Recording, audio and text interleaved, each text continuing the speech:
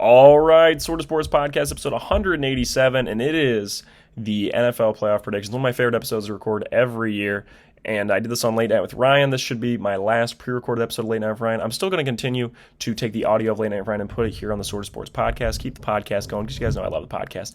But I do want to say the Sort of Sporties, which I've done, this will now be the kind of fourth straight year, but really the third straight year of the Sort of Sporties. The first year we didn't really know what the format was. I didn't really have it as down as much. But anyways, that is going to be live on my YouTube channel, Ryan Klinger, Thursday at 11 p.m. So anybody who's interested, the link's in the description of any of the podcast episodes. So just go to my YouTube channel, and I'll be going live Thursday at 11 p.m. So, watch the Ole Miss versus Miami game, and then after that, put me on and listen to the Sort of Sporties. I don't know if it's going to go for an hour. I don't know if it's going to go for 3 hours. It's the Sort of Sporties. My favorite thing to do every year. So I'm very excited for the Sort of Sporties. Really got some exciting stuff planned for this year. Very excited. All right. This is going to be the most podcast-style episode of Late Night with Ryan we will probably ever do. By we, I mean me alone, because Austin Fisher is currently on a cruise right now with his family. So he will not be joining me today for the Monday night episode. Should be our last pre-recorded episode for a long while, hopefully ever. Hopefully we just go live till the end of time, because next week we'll be back at school. We'll be back going live Monday nights at 11 p.m.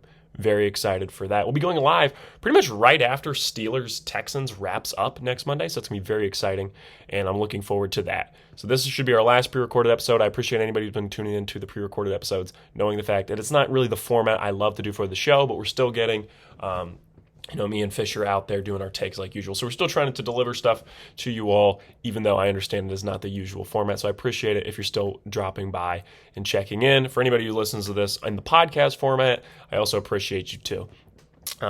So thank you to anybody who's been tuning in. But the NFL season is over. We had an absolute excellent season, and we are now moving into the playoffs. We went 4-2 on our EV passes last week. So Fisher will not be joining me for this episode, as I said before. But if we wanted to know what happened in primetime picks last week, he and I had all the same picks. We both picked Panthers, we both picked Seahawks, and we both picked Steelers. We went 2 out of 3 on that, so 2-1 on that. And I will look back and calculate who won overall primetime picks after we do the Super Bowl, because this week he sent me his playoff picks, and we will talk about everything going on at the NFL playoffs here in a moment. But the big thing I want to tell you all is that we will be going live January 8th. That is this Thursday. The show will be going live format. It'll be me in here live delivering my favorite episode of the Sort of Sports Podcast, and what I'm very excited to deliver now on Late Night with Ryan, and that is the Sort of Sporties, named after the Sort of Sports Podcast. It is going to make its first ever live appearance, and it's going to premiere on Late Night with Ryan on this YouTube channel, Ryan Klinger. If you're listening to this in the podcast format, it's on my YouTube channel, Ryan Klinger, Thursday at looking at 11 o'clock, I think is going to be the time we start, just like Late Night with Ryan on Mondays. We're going to do 11 o'clock Thursday night. That is going to be the Sort of Sporties. We do awards for music. We do awards for TV. We do awards for movies. And by we, I mean just me. There is no team. It is me running the Sort of Sporties. The only award show in which every award is decided by yours truly. That's a true thing. There was no other award show that they let me vote on. So it's a big deal. Now, maybe it's because I declined their opportunity, or maybe it's because they've never offered me an opportunity. But regardless, the Sort of Sporties will be Thursday at 11 p.m. going live on YouTube.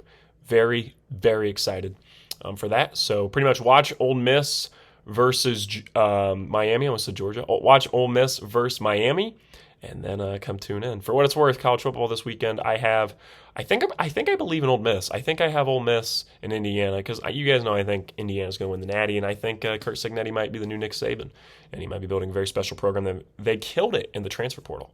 Absolutely killed it in the transfer portal this week. They got Nick Marsh, who I really like, out of Michigan State, and they got Josh Hoover, TCU's quarterback, which I've heard good things about before. I really haven't watched him that much, but might want to bet him Heisman. First time you can get the odds, because I think Cignetti's building a really special program. I'm really excited to see what goes on with Indiana in the future. That's what I'm saying. This is going to be a very podcast-like episode because we're not doing a cutaway gag this week. We're not really doing any of the things I usually like to do with Late Night with Ryan. But there's going to be a lot more production going into this Thursday's episode because it will be live, so I'm very excited for the Sort of Sporties. And with that, let's start talking about the NFL. Head coach is fired. As of right now, there have been 6 openings. I do not believe there's going to be any more. It doesn't seem like it. So what we have is the Browns' job is open, the Falcons' job is open, the Giants' job is open, the Cardinals' job is open, the Raiders' job is open, and the Titans' job is open.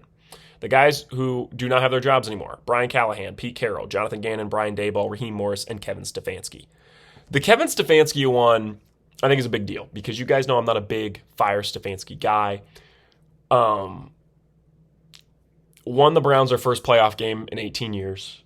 Probably the best Browns head coach since the team has been back in Cleveland, I would say. Very dangerous to get rid of Stefanski. And even though you guys know I'm big on Shedeur, is there a head coach out there who's really excited about coaching Shedeur Sanders? They need to find that guy. Because next year is the year where we find out if Shedeur Sanders is the guy in Cleveland. Definitively, right? So they need to look into that. And I think out of all of these jobs that are going to be open, the best job, I would say, is the Atlanta Falcons job. I think they have the most talent out of any of these teams. The only problem is quarterback, right? I'm not a huge fan of Michael Penix. Kirk Cousins is seemingly not at a starting quarterback level anymore. But if you could get Kyler Murray in there or one of the other quarterbacks going to be available this offseason, or you really believe Michael Penix somehow, that's a great job. And it seems like Stefanski is going to interview with the Falcons. I think it was Falcons, Giants, and Titans are the 3 jobs. And I think the Titans are an underrated job. I think it's a hard job. But I do think you have the franchise quarterback in place. I think Cam Ward had a really underrated rookie year. I mean, I'm going to put that out on I literally made a TikTok about it, and I have a reel that's about to drop in about 10 minutes that actually says that. But it's already been out, so once you've seen this. But I think Cam Ward had a really underrated rookie season. He only threw 8 interceptions. I think people thought he would throw more than that. He did throw for over 3,000 yards. He didn't throw a lot of touchdowns, but, guys know I'm not a huge stat guy when it comes to quarterback, a lot more eye test based. I'm telling you, with the eye test, he has some moments where you're like, wow. And I know that's a bit dangerous to be like, oh, well, he's got moments, but he's not consistent. I understand that. But I think Cam Ward could be consistent. And I think Cam Ward could be really, really good in the NFL. So if he gets the right coach, I think the Titans just need to build around Cam Ward and they could really be something. So I wonder if you're Stefanski, it's 2 opposite situations. You have the team, but you don't have the quarterback, or you have the quarterback, but not the team. To me, those are the 2 best jobs, the Titans and the Falcons job. Everywhere else, maybe the Giants job.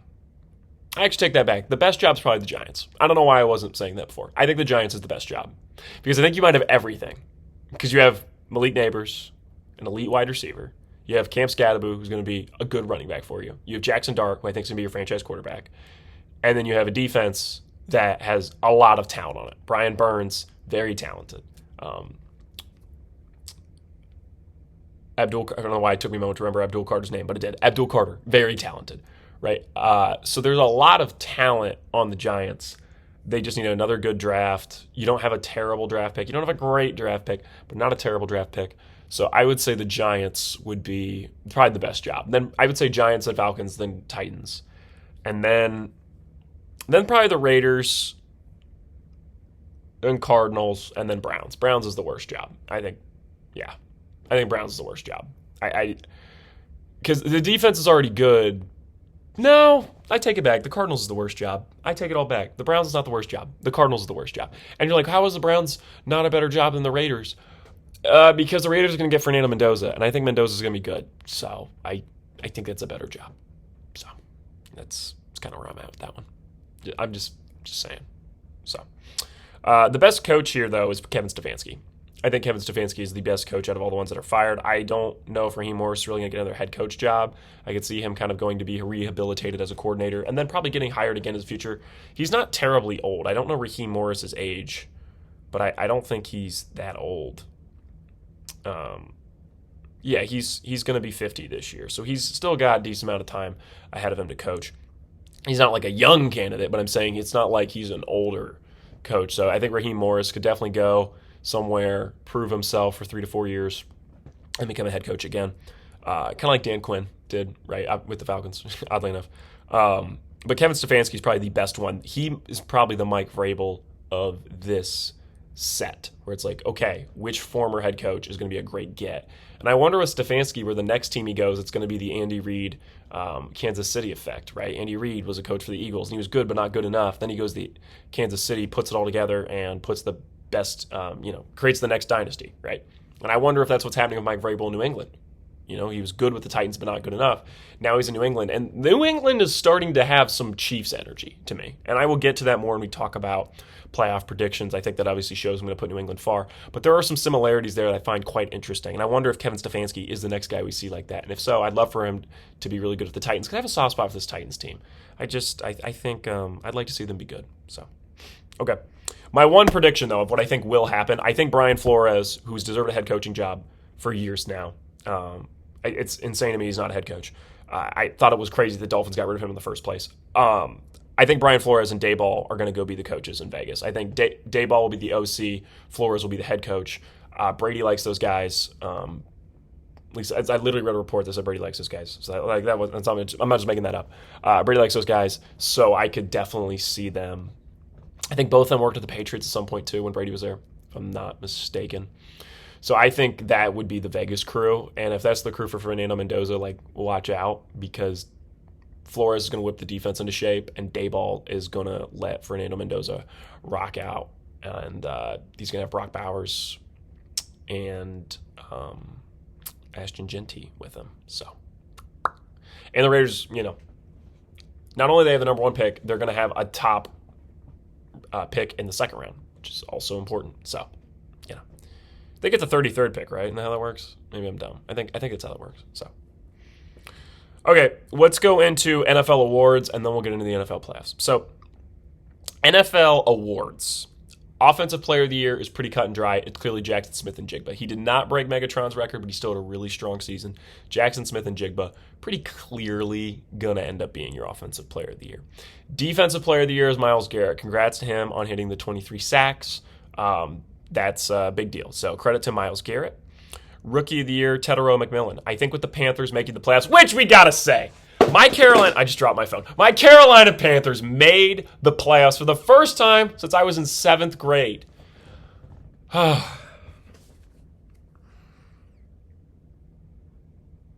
don't care that we had a losing record since we made the playoffs.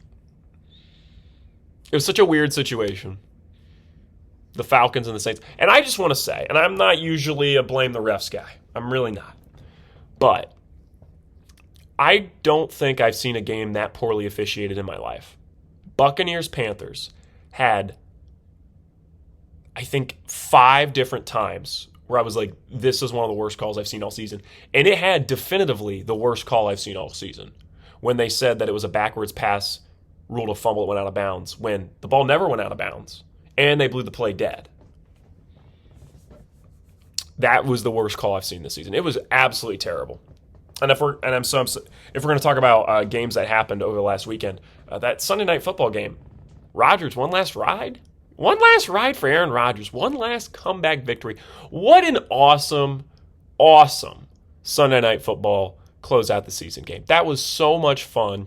I had an absolute blast watching that one. I was up on my feet cheering for the Steelers. I wanted to see the Steelers beat the Ravens because a friend of mine who's a Ravens fan was being pretty annoying about the Ravens the other day. So I wanted to see them lose. And I think it's interesting with the Ravens because, we talked on the show before that might have been a loser leaves town match. Harbaugh might be out. And we do not have a report that Harbaugh's out yet. It does not seem that John Harbaugh is going to be let go by the Baltimore Ravens, which I think is good. I don't think he should be out. I would be shocked that if John Harbaugh is let go, but obviously it could happen. But I don't think he should be. I think he's a very good coach, and he's also coached the Ravens since I was 3 years old. So that's kind of weird for me to think about anybody else coaching the Ravens, honestly. But that game was electric, and it was crazy because as soon as Boswell missed PAT, I'm like, oh, that's game. I'm like, the Ravens are going to be able to get a field goal, and then they had a great return on the kickoff, and it was like, oh no. And then Isaiah Likely pulled in Just an absolute absurd catch. And then Tyler Loop missed it. It was insane. Such an insane game. And I actually have a video that's going to come out. I'm going to spoil my own video. I have a video I'm going to put out on TikTok on Tuesday and Reels. I put them out on both. Yeah, I guess I should say that. I am on Instagram if you don't already follow me. It's Ryan Klinger 1 is what that is. Same picture that I use for YouTube and TikTok. Just picture me in the cowboy hat. Funny thing is, I'm in a Cavs sweatshirt in that photo, and I'm not like a Cavs fan. I just had like Cavs sweatshirt because I was a Cavs fan when I was younger. Then I transitioned to the Pistons. Oddly enough, the year that the Pistons had the biggest losing streak in NBA history. So, once I decided to stick through that, I was truly a Pistons fan. So it's just funny. I mean, it probably should replace the photo at some point, but it's whatever. So, continuing. Just an electric closeout, and I think to myself, I wish the NBA never went against the division deciding the playoffs, because that's how you get great games like that. The Panthers thing, people are making fun of us making the playoffs without a winning record. The fact that the division matters makes everything more interesting. It does. Like, you have to win your division games. They matter. And you play those teams twice, and there's always one division at the end of the year that it comes down to the last game. And there were two divisions this year, except it ended up coming down to a game that neither team was in, which is weird. And I pretty much fully believe the NFL rigged Browns-Steelers to give us that Sunday Night Football game, but that game was electric, so I can't be mad. And I just, I wish the NBA never went away from the division thing, because it'd make the regular season more interesting. The NBA has done a really poor job at de-emphasizing the regular season and then wondering why people don't watch the regular season. Like, once you do the play-in and once you do divisions not mattering, then the regular season is less interesting. If more teams make the playoffs and the playoff seeding does not really matter by divisions, all of a sudden the regular season doesn't really matter that much. Like, it doesn't matter if the Nuggets play the Thunder and lose. And it would if there were divisions. It would.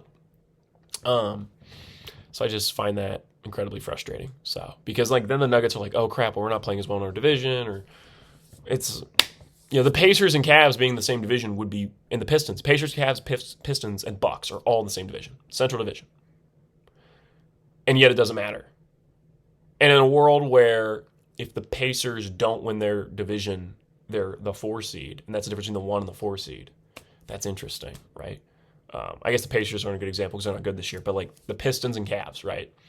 If the difference between the 1 and 4 seed is that would be interesting, So it's whatever. I just wish they would go back to that. It makes more sense. It's, for a big NBA guy, I have a lot of problems with league. I think it's because I care. I do care, but I cut myself off like halfway through the awards section we were doing. But very excited for my Carolina Panthers to make the playoffs. And it was a great NFL weekend. So, okay, Rookie of the Year is going to be, Offensive Rookie of the Year, I should say, is going to be Tedro McMillan. He's the only receiver to hit 1,000 yards. Tyler Shuck is good. I'm afraid of what the division is going to look like next year if the Falcons get a new coach that's competent. Not that Raheem Morris wasn't competent. Well, he wasn't against the Panthers. I mean, he quite literally handed us the division. So, so I would say Offensive Rookie of the Year is going to be Tedro McMillan, and Shuck would be interesting, but I'd love to see if Shuck is this good next year. I will say that's an important piece. Is he just doing well now because no one has any film on him? They're going to watch him. Is Shuck going to be as good next year? That'll be interesting, but we'll have to see. Defensive Rookie of the Year, I think it's pretty clearly Carson Swessinger. He's been really good for the Browns all year, and a linebacker that doesn't make a lot of wow plays, but makes pretty much every solid play whenever I watch the Browns. So Carson Swessinger, quite deserving. Kind of looks like Sunshine from, remember the Titans get the long blonde hair? He's from UCLA. I don't know, I just think it's fun. Anyways, Coach of the Year, Mike Vrabel. I think it should be Mike Vrabel. I get the argument for Mike Macdonald. You guys know I'm a big Mike Macdonald fan. I took the Seahawks win this division at the beginning of the year. I was right on that. I didn't think they'd be this good.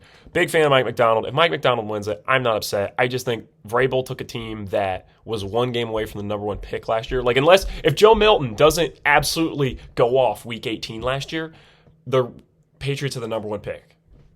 Like, that's the difference we're dealing with here. And so the Patriots could have, you think they would have taken Travis Hunter instead of Will Campbell? If they had the number 1 pick, I think there's a chance they would have, which wouldn't have been the right move. Will Campbell's really good. He's like their only really good offensive lineman. So, yeah, Mike Vrabel should be coach of the year. And this brings us to MVP because there is a massive debate right now for who should be MVP, Matthew Stafford or Drake May. If you purely look at the stats, people will tell you it's Matthew Stafford. You guys know I'm like, when it comes to MVP in any league, right, I pretty much figured out the system for the NBA. You need team success, so you have to have like a top 3 record in the NBA.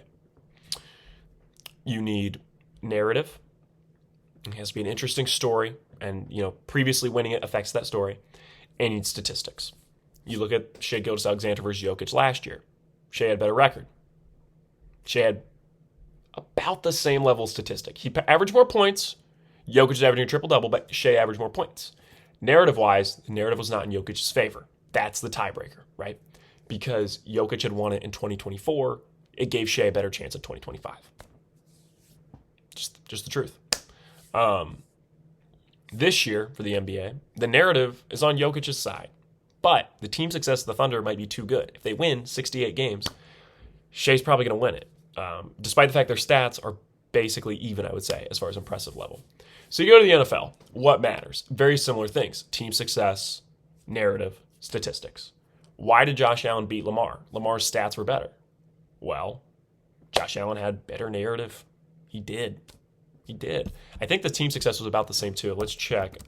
I want to make sure I don't say something incorrect here. Let's go to last year's standings. Bills went 13-4, Ravens went 12-5. So really not that much of a difference. And the narrative was fully on Josh Allen's side. It was. He's never won it before. It felt wrong. We all felt like he was the best quarterback in the league. About last year, it felt like he took that leap. And I think he deserved it. So it's cool. But this year, Stafford has the better stats. He flat out does. Stafford's thrown for over 4,000 yards. Drake May is just a little bit underneath 4,000. Stafford has like 12 more touchdown passes. Now, Drake May leads the NFL in completion percentage. That's pretty impressive for a guy who he's very efficient, right? You know what? I don't know why I'm doing this. I'll just flat out pull. I mean, I'm sure everybody's talking about this in their show for whatever you're watching. But like I warned you, this is going to be the most podcasty episode of Late Night with Ryan ever. We're essentially just doing an episode of the Source Sports podcast here on Late Night with Ryan, which isn't what I usually try to do, but this is just the way this worked out. Okay, we're just going to compare 2025 Matthew Stafford to Drake May using Pro Football Reference. Here we go. Drake May has the better record. He went 14-3. Matthew Stafford went 12-5. Okay. Drake May's completion percentage is absurd. 72% is crazy. Passing yards, it actually wasn't as different as I thought. I take that back. Stafford has 4,707. Drake May has 4,394. Passing touchdowns, this is the difference. Matthew Stafford has 15 more, 46 touchdown passes to 31. They both have thrown 8 interceptions. As far as rating, Drake May has 113.5 and Matthew Stafford has a 109.2. So that's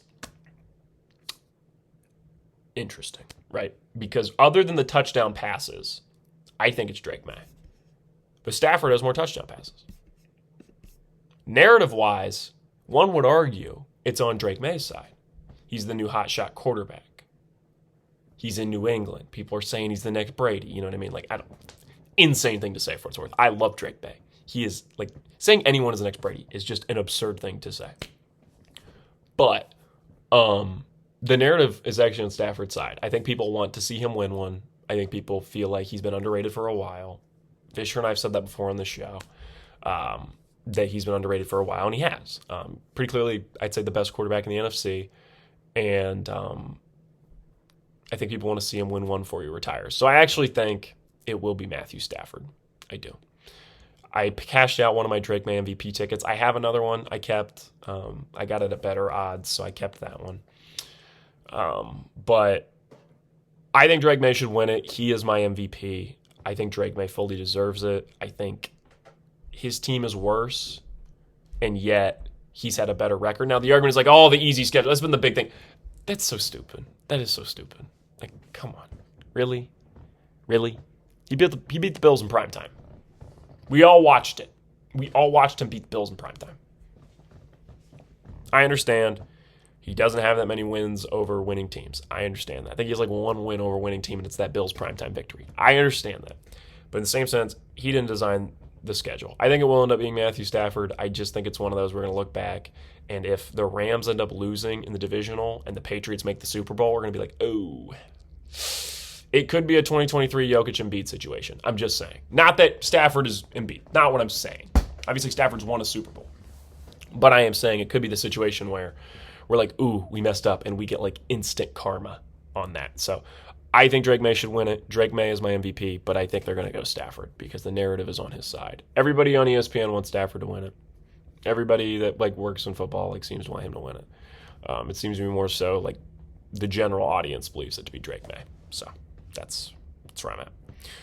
Okay, let's look back now at my beginning of the year NFL predictions that I presented to you all on my podcast, the Sort of Sports Podcast, which some of you may be listening to this on. Some of you might be watching this late night with Ryan. If you're watching this at 11 p.m. Monday night and this isn't live, you're just watching like it premiere at 11 p.m., that's very kind, and I really appreciate it.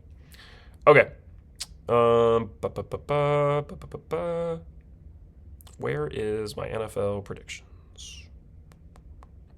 Oh, I was looking in the month of September, not August. That's on me. Okay. Here we go. I'm going to pull up the real NFL standings so I can compare. All right.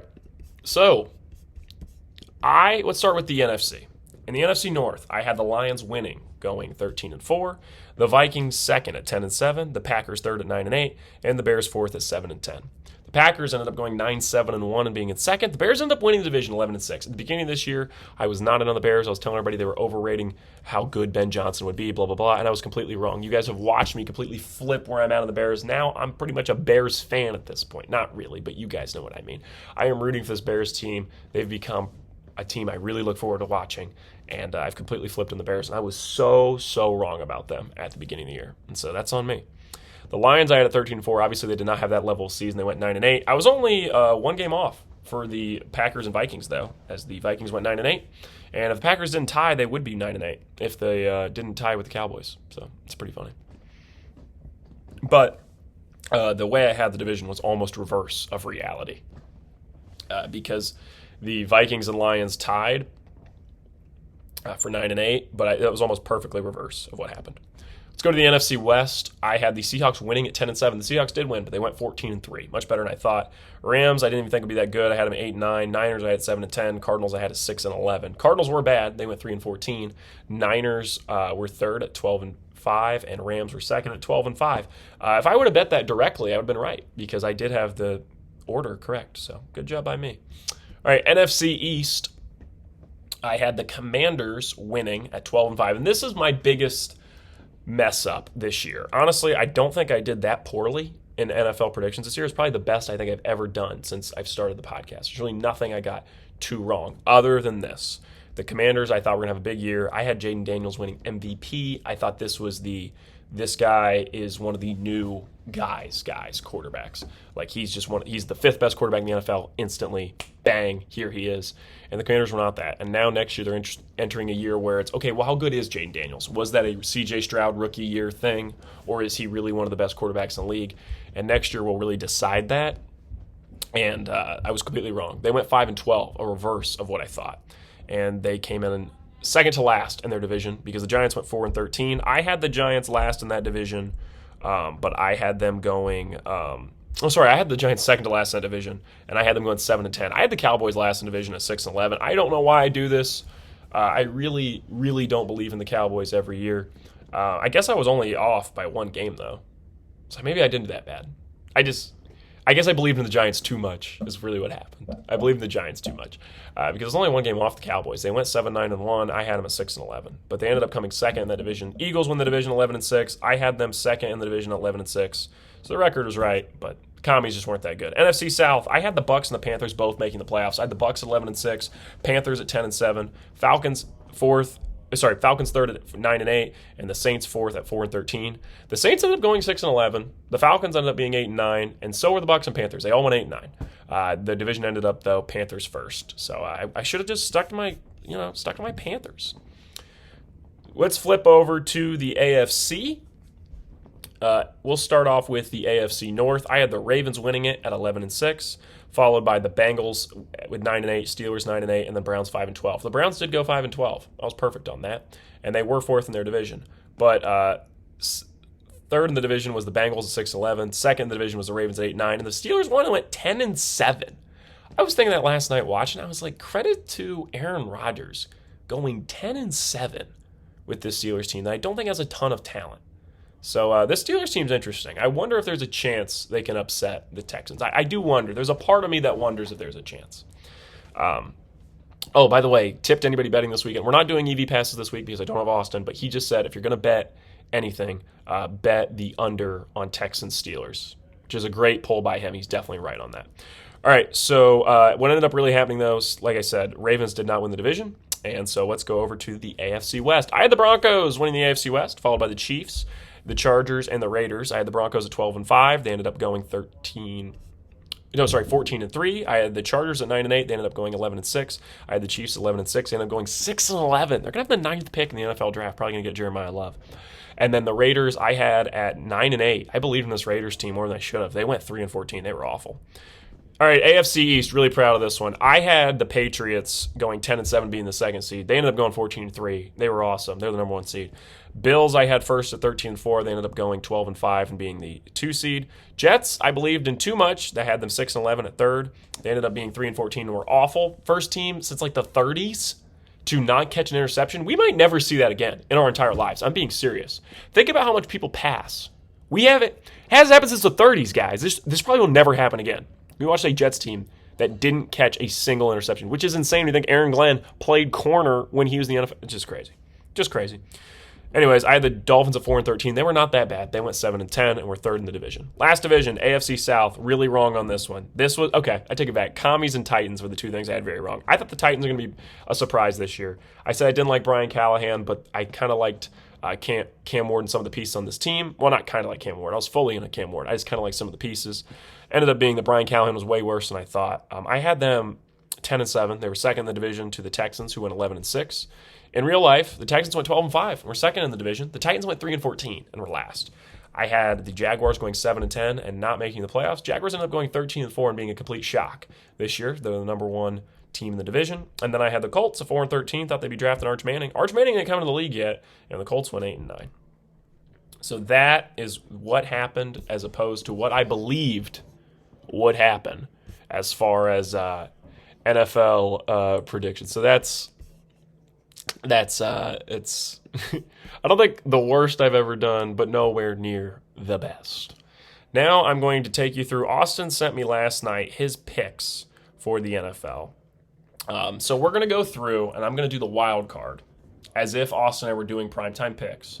And I'm going to go through each game and give my thoughts on each, and I will pick the winner of each wild card game. And then after that, we'll do the divisional, given my picks, the conference championship, given my picks, and the Super Bowl, given my picks. But we'll run through Austin's first, okay? So let's start off with the 4 o'clock game on Saturday, Rams at Panthers. We're going to be at Bank of America Stadium. And by what, like, not me personally, but I'm saying the game will be at Bank of America Stadium. Very excited for my Panthers to have a home playoff game and the biggest of 2026. Happy 2026, everybody. And I am very, very, very excited to have the Panthers back in the playoffs. My concern, though, is the fact that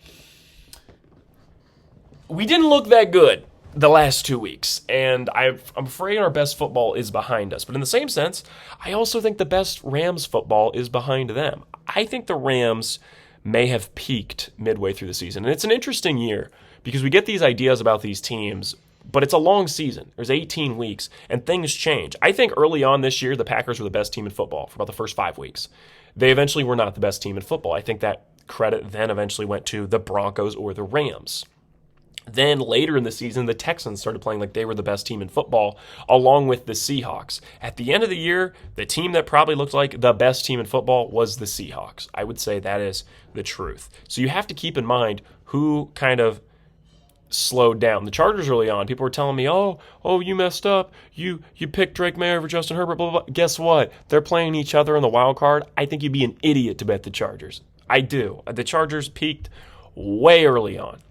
And the Patriots stay pretty steady, I'd say, the whole season. So credit to them. But one of the few teams that was steady. But like the Bears, they got way better as the season went on, in my opinion. So it's just really interesting to see what happened. But back to the Rams-Panthers. We did beat them early on in the year in a game that I was losing. I was so excited to see us beat a good team. And Bryce Young will randomly just have these really good games against good teams. So is there any possible way my Carolina Panthers beat the LA Rams? I actually believe so. And I think a lot of it is my bias, but I am saying we have done it before. We did beat them previously. I want you all to know that the line is 10.5 in the Rams' favor. That is the only spread this weekend that is more than 4.5. 4.5 is the second highest spread, and this game is 10.5. I think that this Rams team has its best football behind them, and I think the Panthers, it's weird, right? And it just would be really weird if they won one playoff game over the LA Rams. It would be a very odd thing to happen. And I actually kind of believe it's going to. I do. Because I think the Rams have their best football behind them. I don't think they're playing at the level they played early on in the year. I mean, they didn't almost lose the Falcons. They fully lost to the Falcons 2 weeks ago. And I think the Panthers are better than the Falcons. And last week, the game against the Cardinals meant nothing. So, to me, I think there's a world of the Panthers. They sleep on the Panthers. They're looking ahead to the divisional. There's going to be one weird game out of this whole wild card weekend. There is. There's always one weird game where you go, really? That team won? That is going to happen. And for an NFL season that has showed us the entire year that there's really not that big of a divide between your best teams and your not as good teams. Like, 'cause there's a few teams that are really below everybody else, like the Browns, the Raiders, the Jets. Like, there's a few teams that are really below everybody else. But I am saying, overall, this NFL season has showed us the difference between some of these teams is not that great. I mean, the Packers lost to the Browns, and there's people that are telling me the Packers could be in the NFC Championship. So let's all take a moment. I understand it's any given Sunday. I get that, but maybe it's any given Saturday because Panthers-Rams is this Saturday, and I'm going to take the Carolina Panthers with a massive upset because you got to take one of the upsets. Do I have any other reasoning other than the fact that I could just see it happening? I will say Bryce Young legitimately played a really good game against the Rams last time, and you cannot run on the Carolina Panthers, and they cannot rely on Kyren Williams. They're going to have to. The way the Rams beat the Panthers is that Puka Nacua goes off. That is the way the Rams beat the Panthers, and I think that's very possible. We'll have to see what J.C. Horn can do against him. We don't really have any great linebackers. We don't. J.C. Horn is good, though, so let's see what J.C. Horn can do against Puka Nacua. I just think if the Panthers could drag the Rams into a 3-touchdown each team game, like a game that's combined scores below 40, the Panthers can win. If the Rams get out and go and it's a high-scoring game, the Panthers are dead in the water. You'll know by halftime if the Panthers have a chance to win the game. Because if it's a close game and the Panthers are hanging around, there's a real chance. If it's a low-scoring game, there's a real chance.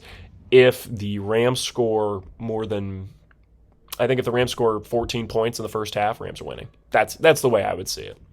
So I'm going to have the Panthers win, mostly for my own fun, because I want to see it happen. But obviously, Austin Fisher did not take the Rams to lose. He took the Rams to win, because most people are going to. And it's also one of those games that everybody's going to be betting. Everybody's going to be taking Rams 10.5. Everybody's going to be betting Rams money line. Everybody's throwing that in with everything. It's a given. And then that's the one that shocks everybody. That, to me, it's almost too easy, and I don't believe it's going to happen. When this year has shown us that, the Super Bowl favorite right now is like plus 440. The Seahawks, I think, are the favorite like plus 440. You should not have a favorite for the Super Bowl in the 4s.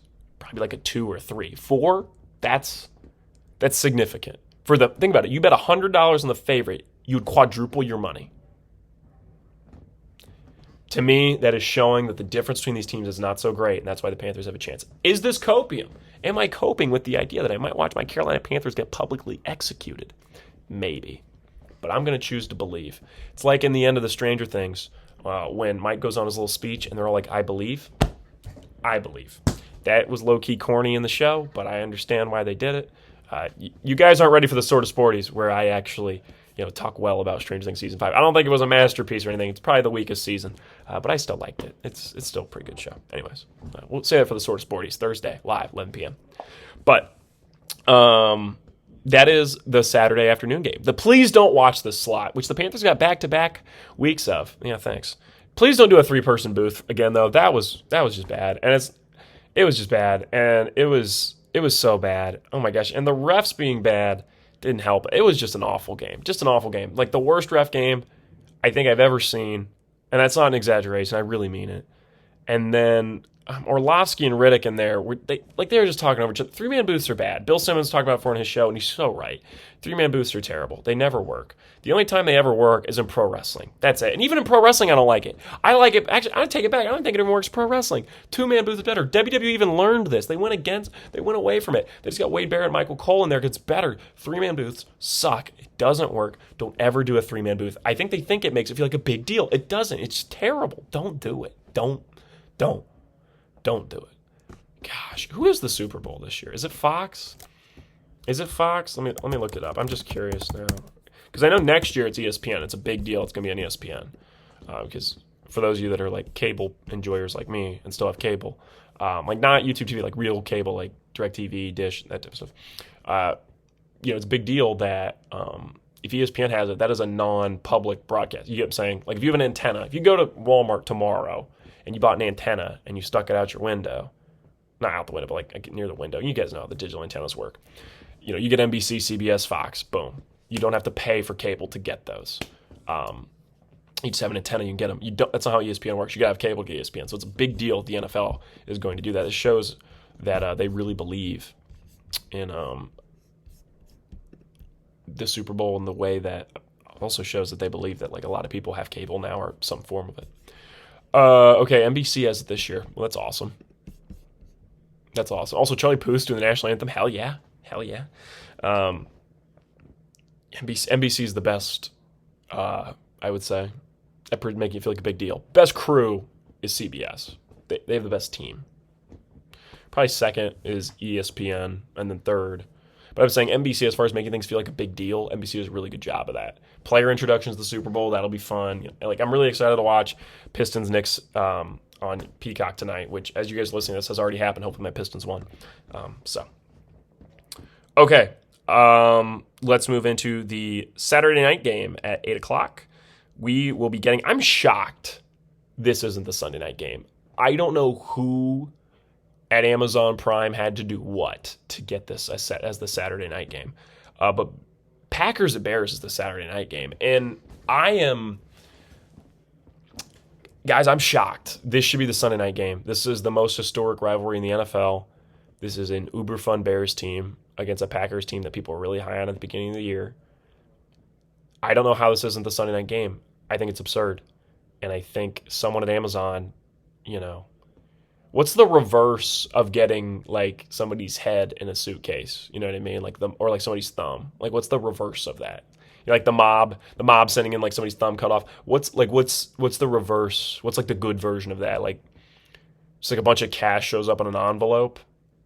Like an undisclosed envelope. The oh my gosh, like in Get Shorty, where like the box, like the little box, is that the airport, right? Like a box at the airport and there's cash is in it. That's what someone did for Amazon Prime. They had like the box and like a cash box at the airport, and or like Jackie Brown kind of does that too. Most Elmore Leonard stories do that, right? The money being hidden at like some public place, right? That's what somebody did at Amazon Prime to an NFL employee to get this to be the 8 o'clock Saturday night game. Like, there's a chance Patriots-Chargers isn't a close game. I'm just going to say that. I know people might think I'm crazy for that. I think there's a chance that, like, at halftime, you're like it's like 17-10, and the Patriots are getting the ball back, and you're like, and the Patriots go up 24-10 during the third quarter, and you're like, oh, this might be over. And you're kind of like, oh, it's a Sunday night game. Whereas, like, Bears-Packers could go into overtime, and it could be awesome. So, I'm shocked this is the Saturday night game. Very shocked. Okay, I have the Bears here. I think if I talked about it before, is there a 2021 Bengals team? I think the Bears might be the 2021 Bengals. I think they have the vibes of a team that is going to go very far in this playoffs, and I'm very high on this Bears team. I think they're exceptionally well coached, and I think in a year that has been weird. All right, here's my soapbox. Every year that we have an NFL playoffs or an NFL season where people are like, oh, this is such a weird year, people start throwing out goofy scenarios. And they're like, oh, what if the Super Bowl was Jaguars? What if the Super Bowl was Jaguars Bears? Or what if the Super Bowl was Broncos Broncos, Niners, like just things that would feel a little weird. What if the Super Bowl was Steelers, Niners, right? Like things that would just seem weird in 5 years looking back, right? People always like to throw out those crazy scenarios whenever we get like an odd pool like this, right? And you know what? It never happens like that. It never does. It never ends with a weird Super Bowl. It ends with a Super Bowl that you look back on and go, oh yeah. The only time I can think of a truly, truly weird Super Bowl like that is Super Bowl 47, the Harbaugh Bowl, Ravens over Niners. That's the only one I can really think of within recent memory. You could argue 2021, oh, that was weird. Bengals, Rams, really? Like the best quarterback in the NFC versus Joe Burrow, who at the time was arguably the second best quarterback in the entire NFL? Like, no, it's not that weird. It's not that weird looking back. It's just not. So I find it hard to believe we're going to end up with the Super Bowl. It's truly weird. And I'm not just saying this to shit on Austin's picks, because Austin's Super Bowl is weird. And I'm going to be low-key hating it because he sent me his picks. And I'm saying I just think you only get one weird team if you're going to make a pick this year. Like, you can't do Jaguars, Bears. Bears would be weird if they're there. Let's be honest. I like this Bears team a lot because I'm very high on it. It would be like, whoa. Ben Johnson, first year, has him in the Super Bowl. Caleb Williams, like, feels like he's a year or two away from being like an elite caliber quarterback, and yet here they are. This defense isn't exceptional like it was a few weeks ago. Okay, that would be odd, right? Even the Broncos, even though they're the number one seed, would feel weird. It would. I love Bo Nix. Big fan. This is a great defense. Probably the best defense in the NFL. It's them and the Seahawks. It would still be a little odd if you see the Super Bowl graphic and it's Bo Nix, Sam Darnold. Let's be honest, it's probably not going to be that. I know that they're the two number one seeds. It just never seems to work out that way. Just keeping that in mind. If whatever you're taking as Super Bowl, think about how you view it in 5 years. Think about the quarterbacks. Think about the coaches. Think about the teams. In 5 years, will that be weird? That's an important piece, and that's going to factor into what I take. I'm taking the Bears over the Packers. I think this Bears team is better than this Packers team. I think this Packers team has lost its mojo, and I think this Bears team is legit. I like this Bears team a lot. Austin took the Packers. I texted him. I said, that's our team. What are you doing? You were the one that put me on the Bears and made me fall in love with this team and told me I was wrong about the Bears. What are you doing? And he said, and I quote, I built Rome, and now I'm going to burn it all. So Fisher's picks are quite wild. He is going very much against what he believed a few weeks ago. I don't know what's going on. Did the cruise affect him? Is the Havana effect real? A lot of interesting things happening here on Late Night with Ryan or the Sword Sports podcast, however you're listening to this episode. So I'm going to say that the Bears beat the Packers, and Austin's going to say Packers beat the Bears. So let's go into the Sunday slate. Sunday at 1, we have Bills versus Jaguars. It's in Jacksonville. And this is the interesting one, in my opinion, because the Jaguars are an all-time weird team right now, but they went 13-4. Anybody who says this team isn't good clearly hasn't watched them. They've won a lot of games, and they are pretty good. The thing is that they went up against the Bills. If they didn't go up against the Bills, I think I would probably take them to win. If it was Jaguars Chargers, I would have taken the Jaguars. I really would have. If it was Jaguars Texans, I maybe could have talked myself into taking the Jaguars. But because they're playing the Bills, I find it hard to believe Josh Allen is going to go out in the first round of the playoffs. I just don't see it. I don't think his Bills team is great. I don't think his Bills team's winning the Super Bowl. I know there's going to be a lot of people that think his Bills team's going to win the Super Bowl. I don't think they are. It's a two-man team. It's just him and James Cook. And him and James Cook can only keep him going for so long, but they can keep him going long enough to beat the Jaguars. I'm sorry, Jaguars. Hopefully it's not a Saxonville situation where we all look back in 3 years and be like, whoa, they made the AFC Championship? I guaranteed, like, do you remember that the Jaguars made the AFC Championship in 2017? Do you remember that? They almost went to Super Bowl and played the Eagles. Isn't that crazy? Perfect example of how there was only allowed to be one weird team. Because that NFC Championship was the Case Keenum, Nick Foles NFC Championship. And notice how we had to have Tom Brady in there to make it not a weird Super Bowl. I'm telling you, you only get one weird team. You only get one. And also the Eagles, in hindsight, if people didn't watch it, they don't realize how weird it was. They're like, oh, the Eagles are good. The Eagles have been to 2 more Super Bowls since then. Like somebody who's very casual, doesn't even realize who Nick Foles is. I'm just pointing out, you only get one weird team. Think about it. Think about it. Okay. I'm taking the Bills. Austin took the Jaguars. Austin's big on the Jaguars. We'll see that as we continue. 4 o'clock game on Sunday. That is Niners at Eagles. A little surprised they didn't give us a primetime slate. This smelled like a Monday nighter to me. But they decided to make this Sunday. I fully have the Niners here. I think the Niners are better than the Eagles. I think this Eagles offense can sometimes just stop existing. Their defense is really good. But this Niners offense has exploded. Now, granted, I don't think the Niners offense is consistent enough. They did not play well against the Seahawks. They didn't. They just flat out didn't. But I think they're good enough to beat the Eagles. I'd be shocked if the Eagles win a Super Bowl run this year. I mean, if you're going for the most plain Jane safe pick, people are going to take Bills-Eagles. And I find it hard to believe either one of those teams is going to be in the Super Bowl. But that would be, after this crazy NFL season, you want to do the most obvious pick? That would be the one. Last year's champion versus the best quarterback in the NFL. That would be kind of hilarious if we went through all this crazy season and it ended with Bills-Eagles. I can't lie. But I have the Niners beating the Eagles, and so does Austin. That brings us to Sunday night game. Still shocked this Sunday night game. Chargers, Patriots. The Patriots are a good team. I think anybody who is blaming the schedule on their record is dumb because this is a good team. This is a truly good team. And this is where I get on my soapbox. The Patriots have a bit of 2019 Chiefs energy. Drake May's second year as a starter. His first full year as a starter, I would say, because he got hurt last year, so maybe that's a little more 2018 Chiefs, I guess. Mike Vrabel doing a bit of an Andy Reid. He was on a team, and he was good, but not good enough. Now he's on the Patriots, and they're doing excellent. Drake May could be an MVP this year, just like Mahomes is an MVP. I guess there's an argument they're more 2018 Chiefs than they are 2019 Chiefs. But my point is they have a lot of the energy that you see when these dynasties are starting off early on. I'm not saying the Patriots are about to enter another dynasty. And I'm not saying Drake May's the next Mahomes. But I think there's a real possibility he is. I don't think this is without the question. I think if there is a team that is going to win the Super Bowl and then you're like, oh shit, they could win it next year too. They could be better next year. It's the Patriots. There's a chance the Patriots go to the Super Bowl this year, win it, and you're like, oh shit, that's Drake May's second year in the league, his first year as a starter. Like Drake May is younger than some college quarterbacks. And he just won the Super Bowl. So it's a very important piece to keep in mind here with this Patriots team. I think they have a lot of signs that you see early on. They're peaking a little early. Like I'm saying, it's like, whoa, they're 14-3 already. They're ahead of schedule, way ahead of schedule. Like this year, they're supposed to win like 9, 10, 11 games, be a frisky team in the playoffs. They're not supposed to win the division. And I get the argument's a schedule thing, but at some point, what if they're just damn good? And I'm big in on the Patriots, guys. I think you can tell how big I am on this Patriots team. So I have the Patriots beating the Chargers. Monday Night Football, Steelers, Texans in Pittsburgh. I have flip-flopped on this so much. I think I'm going to bet the Steelers for fun, but I think the Texans will win. The Steelers are plus money. Texans are favored. I think I'll bet the Steelers for kicks and giggles. But I think the Texans are better. You should bet the under. This is not going to be a high-scoring game. I did say to Austin last week, the Texans are in dire need of an AFC Championship run. Like they don't have to win the AFC Championship. I'm saying get to the AFC Championship. And everybody goes, oh shit, yeah, they are good.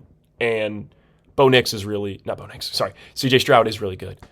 And now we're back on track to where we were like 2 years ago, thinking about what the Texans are going to be, that they're going to be this perennial contender, and CJ Stroud is going to be an MVP level candidate. This is their way to get back to that. Is CJ Stroud plays a great playoffs, and we're all like, oh shit, CJ Stroud and this team is going to be a problem for years to come. If they lose the Steelers, I think all that kind of goes away. It's just a weird team again. Because they are a weird team. They're in a weird spot. So I'm going to take the Texans. Austin took the Steelers. So that's one where we differ. Now we get into full playoff predictions. I'm going to run down to you the rest of Austin's playoffs. So with that, the Steelers would travel to Denver for the divisional, and the Jaguars would travel to New England. He has the Jaguars winning and the Steelers winning. Quite wild picks for Mr. Fisher. The AFC Championship is then Steelers at Jacksonville. He has Jacksonville winning and going to the Super Bowl. Brings us over to the NFC. He has Packers at Seahawks and Niners at Rams. He has the Niners winning and the Seahawks winning. I know Austin Fisher is a big believer in that if the Niners every other year are making the NFC Championship, he has said they either miss the playoffs or make the NFC Championship. I guarantee that's why he did this. So that's why he has a Niners-Seahawks NFC Championship. He has the Seahawks winning that and going to the Super Bowl. Your Super Bowl would be Trevor Lawrence versus Sam Darnold, an electric Seattle defense, versus Trevor Lawrence and the Jacksonville Jaguars. Super Bowl 60, Jaguars, Seahawks. He has the Seahawks winning Super Bowl 60. Quite a wild playoffs from Mr. Fisher. Going very much against what we talked about. I'm very interested to see what he defends his picks. Live and in person next Monday. Very excited. It'll be live on YouTube. We'll be back with the live show.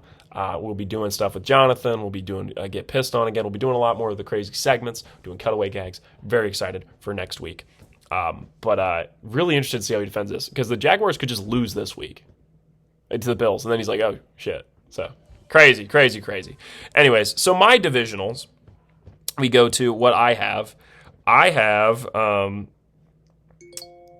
the Bills at Broncos. And I think the Bills could win this game. This is one I'd be sweating, though. I mean, I'm not going to lie to you guys. I think this Broncos team could very easily beat the Bills. I really do. This would be a tough one for both teams involved, but I'm going to take the Bills because I find it hard to believe the Bills aren't going to make the AFC Championship when Josh Allen is the best quarterback in the entire playoffs. So I'm going to take Josh Allen and the Buffalo Bills to make the AFC Championship. In doing so, they beat a Broncos team that I think really could beat them. Like this is a pick that I'm not really confident in, but I must admit, a Broncos-Pats AFC Championship, just the 1 and 2 seeds in a year that's been all over the place. I find it hard to believe the 1 and 2 seed are going to be the AFC Championship. So I'm just looking at the patterns, right? So that gives us Texans at Pats. This Pats team can beat the Texans. I think it's actually a nice matchup for the Patriots. The Patriots don't have a great defense, but they have a great offense. They have a great quarterback. The Texans have an electric defense. Drake May, though, is good enough to overcome that. I think it's a really nice matchup. When you're the Patriots, you can beat the Texans, move on to the AFC Championship. AFC Championship is Bills at Patriots. Third time they've played this year. They split the series. This is the tiebreaker. This just feels right to me. AFC East deciding the AFC winner. It's been a thing the whole year, and who's going to win it? I think the New England Patriots. I think this is where it comes through, that they are a better overall team than the Bills. You also got the Diggs Bills thing going on here. It'd be a really, really exciting AFC Championship, but I have the New England Patriots going to the Super Bowl. Drake May, in his first full year in the NFL, his second year in the league, going to the Super Bowl. Over to the NFC Divisional, I have Niners at Seahawks and Panthers at Bears. I'm going to take the Bears to beat the Panthers. I think I've already pushed the Panthers maybe a little too far. And you guys know I think this Bears team's great. The Bears would actually probably murder the Panthers the way the Bears play. It would be really bad for the Panthers. So Niners at Seahawks. I have the Niners winning here. I'm also kind of keeping in touch with the fact that the Niners will probably make the NFC Championship somehow. I think the Niners can beat the Seahawks. It would be the third time they've played also. And I see the Niners playing a much better game than they played Week 18. So I see the Niners beating the Seahawks. And that would give us a Niners at Bears NFC Championship. And I think you guys know by how high I am on this Chicago team that I'm taking the Chicago Bears to go to the Super Bowl. That is right. 2 quarterbacks from the 2024 NFL Draft, the number 1 pick and the number 3 pick, in the Super Bowl. 2 second-year starters, 2 young teams, 2 head coaches in their first year with their teams. Patriots, Bears, Super Bowl 60, a rematch of Super Bowl 20 with probably the most famous NFL team ever, 1985, the 85 Bears, the Bears, the team that captivated the masses. What would be an electric Super Bowl? I'm taking the Patriots to win, and I truly do believe the New England Patriots can win the Super Bowl. Does it feel a few years too early? Hell yes. Are the Bears now doing the 2021 Bengals thing over, even though they're 2 seed? I know it's still overperforming. Hell yeah. But do I believe it? Yes, I do, because sometimes the NFL is too cute. I've talked about this before.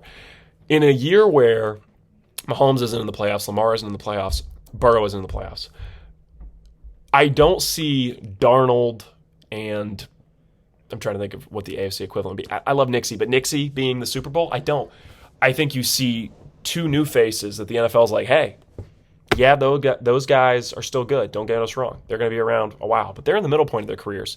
Look at these 2 young guys fighting out, and these are 2 of your new top stars. Now, I don't think Caleb Williams is anywhere near the level of Drake May. He isn't. We're going to have to see what he can do over time, because I still think there's a chance Caleb Williams gets better. Because the problem with Caleb Williams is, I've said before, I'm not high on him. I don't think he's that good. But then I'm watching him every once in a while. He makes a play that's just absolutely absurd. So I can't fully hate. But to me, it just seems a little too cute, right? You got all these top quarterbacks out, and then we've got the crowning of a new top guy, Drake May, winning a Super Bowl before Josh Allen, before Lamar Jackson, before Joe Burrow, for all those guys other than Mahomes. And now you pretty much definitively got to throw him in the top 5 combo, and that to me would be pretty awesome. Now, Patriots-Rams would also be a really fun Super Bowl. Don't get me wrong. Broncos being the Super Bowl, I would love to see. There's really like no bad matchups. Honestly, as long as the Eagles or Niners isn't in it, I'm happy. I don't think this Niners team is that fun. You guys know I used to be a big Brock Purdy guy. I'm not anymore. I don't think the Eagles being in it would be interesting. But really anything but that is fun to me. We are going to have, I think, a new, like, whoa, this guy. Because like I said, in 5 years, it's not going to be a Super Bowl you look back and think it's weird. It's going to be one that made sense. And I think the Bears are going to consistently be good for a while here. And I think the Patriots might be the new Kansas City Chiefs. This would be the year that decides it, is if they win the Super Bowl this year, it's like, oh, shit. Because they're probably going to be better next year. And if they win the Super Bowl with Drake May in his first full year, whoa. Like, whoa, whoa, whoa, whoa, whoa. So that is it from me, though. That is officially my 2025-2026. Well, I guess it's the 2026 NFL playoffs. So the 2026 NFL playoffs and Super Bowl 60 prediction. Patriots over Bears. A rematch, 40 years in the making, which also is cute, right? I'm saying sometimes the NFL guys, it's just a little too cute. Just saying. Because when the Chiefs won their Super Bowl with Mahomes, it was 50 years after Super Bowl IV, the only other Chiefs Super Bowl win. And now it's been 40 years since the Bears made the Super Bowl where they beat the Patriots. What if you did it again and you bring back, you can talk about the 85 Bears, blah, blah, blah. Where was that Super Bowl at? I want to look that up. Let's look up Super Bowl 20. Where was it at? If it was in San Francisco, I'm going to lose it. Super Bowl 20. It was in New Orleans, so never mind. All right, that's it. It's midnight. See you all.